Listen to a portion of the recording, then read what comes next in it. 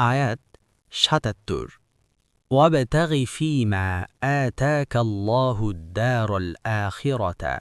ولا تنس نصيبك من الدنيا وأحسن كما أحسن الله إليك ولا تبغ الفساد في الأرض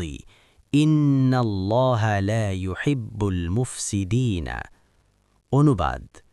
আর আল্লাহ যা তোমাকে দিয়েছেন তা দ্বারা আখেরাতের আবাস অনুসন্ধান করো এবং দুনিয়া থেকে তোমার অংশ ভুলো না এবং তুমি অনুগ্রহ করো যেমন আল্লাহ তোমার প্রতি অনুগ্রহ করেছেন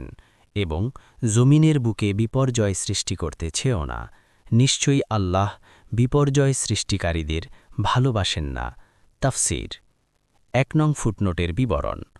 অর্থাৎ ঈমানদারগণ কারুনকে এই উপদেশ দিল যে আল্লাহ তোমাকে যা ধনসম্পদ দান করেছেন তা দ্বারা আখেরাতের শান্তির ব্যবস্থা করো এবং দুনিয়াতে তোমার যে অংশ আছে তা ভুলে যেও না তবে এখানে দুনিয়ার অংশ বলে কি উদ্দেশ্য নেওয়া হয়েছে এ ব্যাপারে মতভেদ রয়েছে কোনো মুফাসসিরের মতে এর অর্থ মানুষের বয়স এবং এ বয়সের মধ্যে করা হয় এমন কাজকর্ম যা আখেরাতে কাজে আসতে পারে সাদকা দান সহ অন্যান্য সব সৎকর্ম এর অন্তর্ভুক্ত এমতাবস্থায় দ্বিতীয় বাক্য প্রথম বাক্যের তাগিদ ও সমর্থন হবে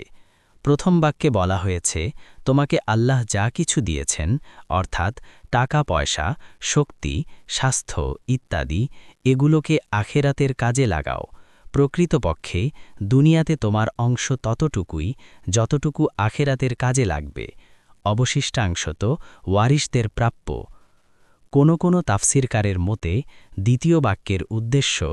এই যে তোমাকে আল্লাহ যা কিছু দিয়েছেন তা দ্বারা আখেরাতের ব্যবস্থা করো কিন্তু নিজের সাংসারিক প্রয়োজনও ভুলে যেও না যে সব কিছু দান করে নিজে কাঙ্গাল হয়ে যাবে বরং যতটুকু প্রয়োজন নিজের জন্যে রাখো